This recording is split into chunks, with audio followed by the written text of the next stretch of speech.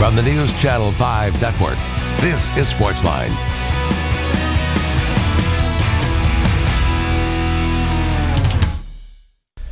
Welcome, everybody, to SportsLine here on News Channel 5 Plus. Yours truly, Jon Burton, with you for the next hour. Your phone calls always welcome, 737-7767. Use the area code, of course, 615. Hope you're having a great night and a great week. Plenty to get to as we talk primarily about the Nashville Predators as they are on the verge of advancing to the second round of the Western Conference playoffs. An exciting series so far with the Chicago Blackhawks. Well, exciting if you're a Preds fan. Preds up 3-0, as you probably know right now. They can go for the sweep tomorrow night at Bridgestone Arena in Game 4. That is a 7 o'clock start here locally, so lots of excitement concerning the Nashville Predators. We're going to talk to Adam Vingan of the Tennessean, who covers the Predators, next segment. Get his thoughts on why the Preds have been able to be so dominant so far in this series. And I was at Game 3 in Bridgestone Arena the other night, and I mean, the roof just came off the place. I mean, you talk about when Carrie Underwood came out to sing the national anthem. Preds get down 2-0, but the crowd never stayed out of it. They're down 2-0 in the third. They're able to come back and get 2 goals and win it in overtime on Kevin Fiala's goal, and now they sit on the verge of not only an impressive first-round playoff victory, but also, you got to remember, this is basically the number 8 seed in the Western Conference, taking out, presumably, the top seed in the West, the Chicago Blackhawks. This is a team that's won 3 Stanley Cups in the last 7 years. This is the team that was the odds-on favorite to come out of the West to play in the Stanley Cup final, and now they are still searching for answers. And, you know, the funny part is when Barry Trotz was here coaching the Predators, he was widely criticized because, well, his system was too defensive. There was not enough offense in his system. And Peter Laviolette comes in as head coach, and we all know the Preds can score. They've got 2 30-goal scorers in Victor Arvidsson and Philip Forsberg. And plus a guy like James Neal, who's been a 30- and 40-point goal scorer in his career as well.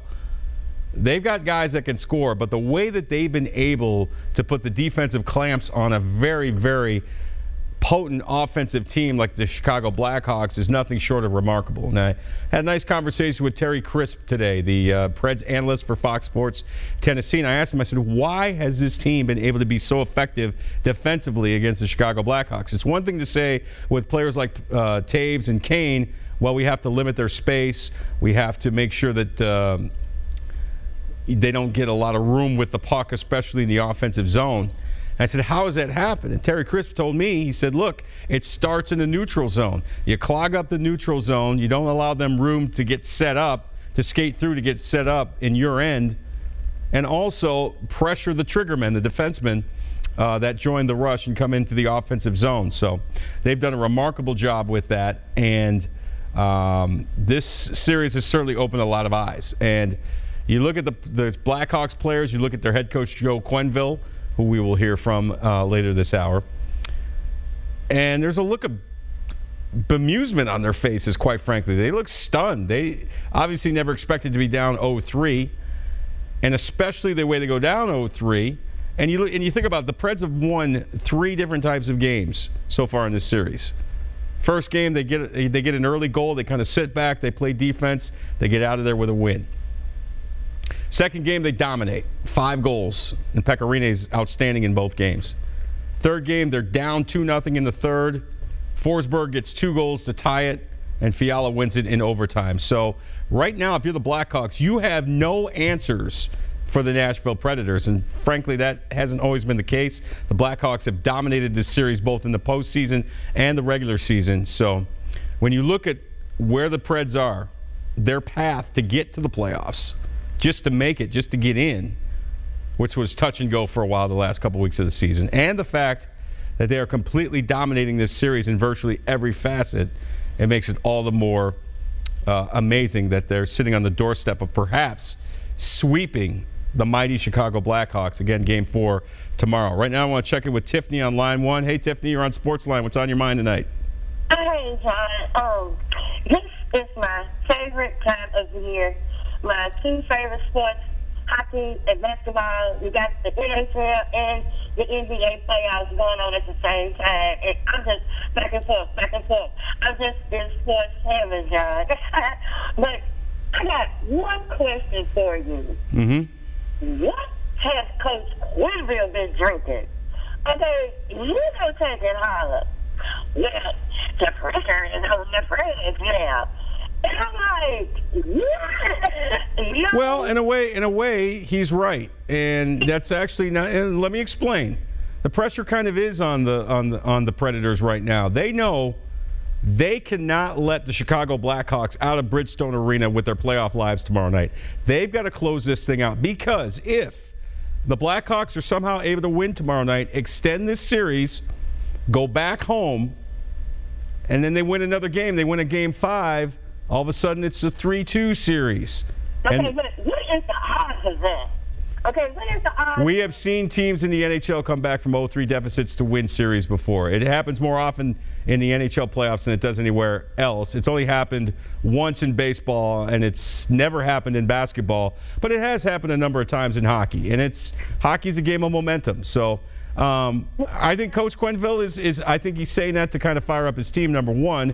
And number two, yeah, the pressure kind of is on the Preds to get it done tomorrow night, get the win, get the sweep, and move on to the second round. Okay, well, from what I see, I think Coach Quenneville is a little delusional.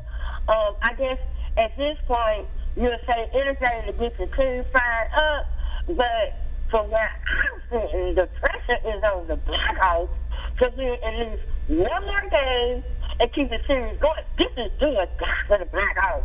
This is not do or die for the Preds. This is do or die for the Blackhawks. Okay? Again, but Tiffany, the longer this series goes, and we thank you for the call, the longer this series goes, it does put more pressure on the Predators, theoretically. You got to remember, the Blackhawks are a been there, done that team. As I mentioned just a couple of minutes ago, they've won 3 Stanley Cups in the last 7 seasons. They've overcome a lot of different obstacles, deficits. If you have a chance to put your foot on their neck and put them away, it would behoove the Preds to get this done tomorrow night.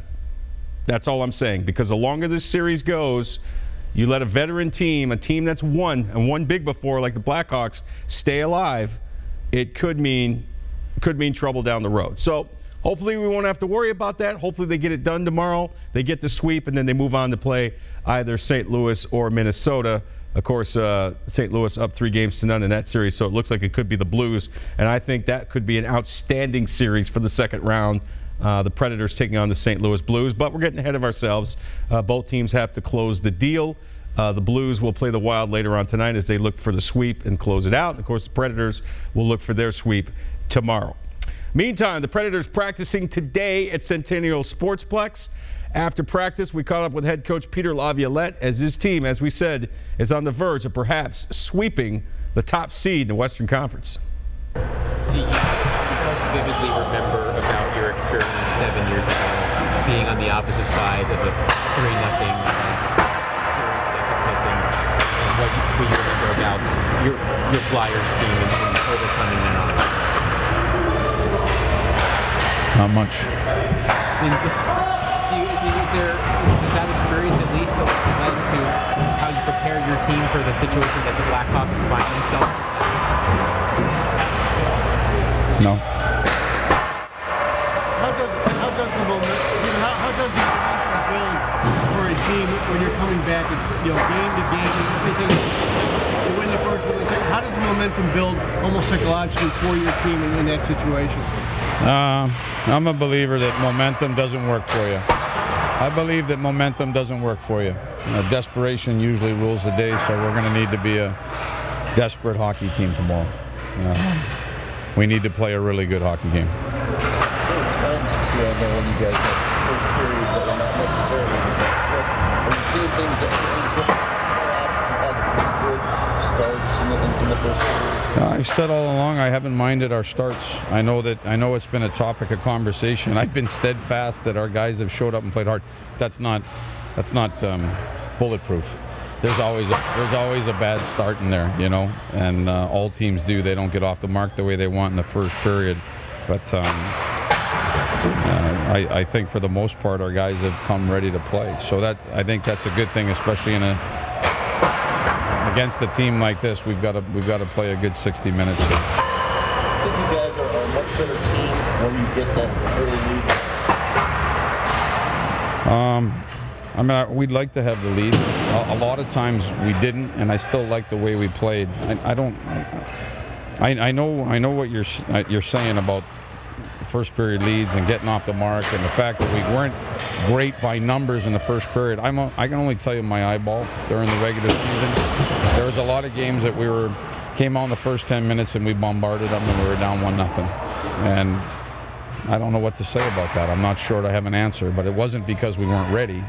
It's just because we were trailing at the 10-minute mark 1-0 and took a 1-0 lead in. So, and then in the second period we might go out and try to do the same thing, and we score 3 goals, and now we're up 3-1. So I don't really have an explanation for it. Coach, as you've gone through these first 3 games, have you had to pound a message home, or has the leadership core led the way that I think there's always messages that get pounded home, but our guys have been, I think, been pretty focused. Again, I think they know that the opponent is capable, and therefore we're making sure we're ready to play.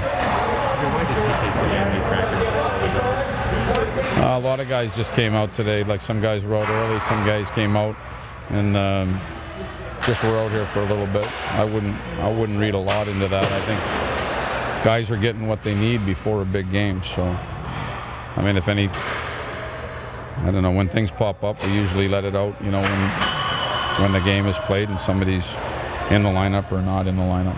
But we don't release anything earlier than that, anything we're dealing with. But that, I'm just telling you that there were guys out here early, there were guys out here for some of them, for some of the practice, and everything's kind of got a plan to it.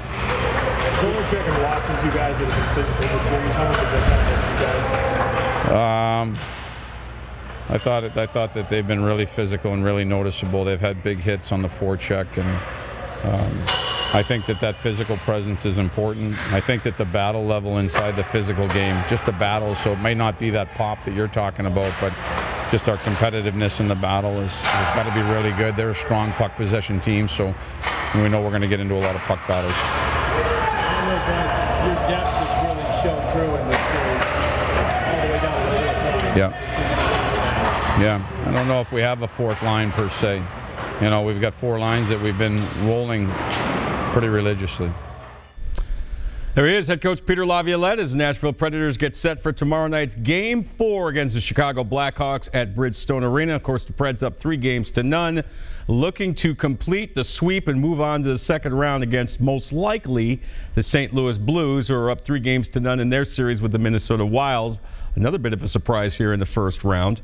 And we could see Predators v. Blues in the second round. That would be an outstanding series, very physical, and again, a battle of 2 teams that know each other extremely well, both being Central Division foes. All right, time for our first time out. When we come back, we're going to talk more Preds with the guy who covers the Predators for the Tennessean. Adam Vingan will join us, and we'll break it all down for you next, right here on SportsLine. Stay with us.